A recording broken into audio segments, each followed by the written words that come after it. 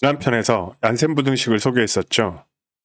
얀센 부등식은 주어진 구간에서 함수가 아래로 볼록일 때 성립하는 부등식을 말합니다. 흔히 가중치라고 부르는 P1부터 Pn까지는 합이 1인 양수들이고요. 볼록이 뭔지, 도함수가 증가함수일 때 왜 볼록이 되는지, 그리고 볼록일 때 본 부등식이 왜 성립하는지에 대해서는 언급하지 않았었습니다. 다음 편에서 모두 설명을 할 거고요. 이번 편까지는 부등식과 친숙해지는 단계라고 생각해 주시면 좋겠습니다. 그래서 내막은 잘 모르지만 도함수가 증가함수인 경우에는 아래로 블록하고 표시된 부등식이 성립한다. 일단 받아들이시고요. 그걸 적용하는 연습에 집중해 보겠습니다. 지난 편에서 얀센 부등식으로 산술 기하 평균 사이의 대소를 설명했는데 잠시 리뷰를 해보도록 하겠습니다. 얀센 부등식입니다. x로 lnx를 선택했습니다. 도함수가 x분의 1이기 때문에 감소함수임을 쉽게 확인할 수 있고요. 그러면 위로 볼록이 되죠. 그래서 상단 부등식의 부등호가 반대 방향이 되는 겁니다. 파이 안에 a1부터 an까지, p1부터 pn까지를 적용해서 대입을 하고요. 잘 정리한 후에 로그를 제거하면 원하는 부등식을 얻을 수 있었죠. 일반화된 산술기하 평균이 익숙하지 않다면 P1부터 Pn까지의 n분의 1을 대입해 보시면 익숙한 형태가 등장할 겁니다. n분의 1을 대입했더니 지금과 같은 형태가 됐고요. 좌변에 각 지수가 같은 형태이기 때문에 모아서 한꺼번에 쓰면 이렇게 될 거고요. 마지막으로 우변에 공통된 n분의 1도 하나로 만들면 아마도 익숙한 형태의 산술기하 평균이 등장했을 겁니다. 나란히 놓고 보면 당연히 같은 거지만 숫자가 대입된 경우나 식의 형태가 달라지면 잘 못 알아보니 몇 가지 연습을 하도록 하겠습니다.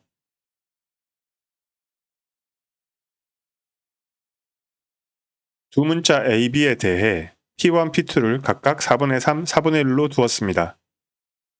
비교적 간단한 형태죠. 그런 다음에 X의 4승, Y의 4승을 대입해보죠. 또 A, B의 역할을 바꿔서 X의 4승을 B에, Y의 4승을 A에 대입하면 이런 형태를 얻습니다. 두 부등식을 합치면요. 이런 결과를 얻겠죠. 최종 부등식이 정당함은 인수분해를 통해서 얻을 수도 있습니다. 이 부등식은 어떨까요? A, B는 X의 4승, Y의 4승으로 같습니다. 그런데 P1을 3분의 2, P2를 3분의 1로 두고 X, Y의 역할을 바꿔가면서 이전에 했던 작업을 반복한 겁니다. 이것 역시 비슷한 방식으로 이끈 거고요. 이것도 그렇습니다. 이 세 개의 예는 따로 설명하진 않겠습니다. 산술 기하 평균에 익숙해지기 위해서 이 세 경우에 대해서 P1, P2 혹은 P1, P2, P3가 무엇이 사용되었는지를 스스로 생각해 보시고요. 형태를 변화시키는 연습을 하나만 더 해봅시다. 이번에는 합의 1이 아니고 역수의 합의 1인 상황입니다.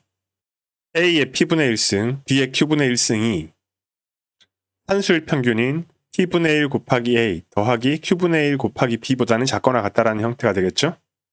형태를 눈여겨봐 주시기 바래요. 그런 다음에 적절한 대입을 하면 어디서 본 듯한 부등식을 얻게 됩니다. 일전에 소개한 0부등식이죠. 산술기하 평균을 이용하는 쪽이 조금 더 간단하긴 합니다. 역평균을 다루도록 하겠습니다. 이것 역시 형태가 익숙하지 않은 분들이 계실 텐데 P1부터 Pn까지를 모두 1로 두면 그나마 조금 나아 보입니다. T가 1일 때 평균 혹은 기대값이란 이름으로 우리가 늘 사용해 왔었죠. 물리에서는 무게중심이란 이름을 썼었고요.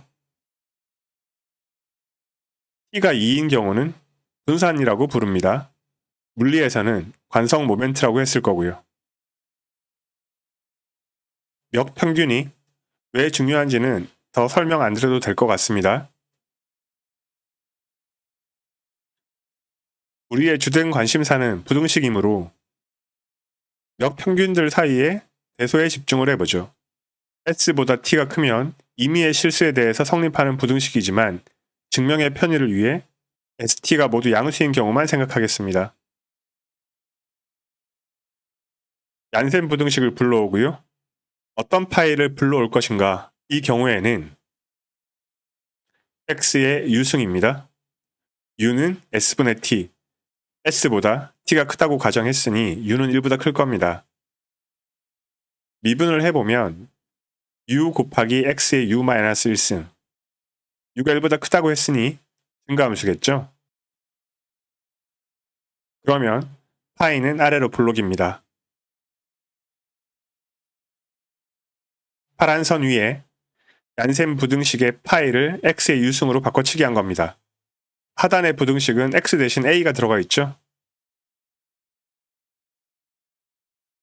X를 A의 S승으로 바꾸면 원하는 결과를 얻을 수 있습니다.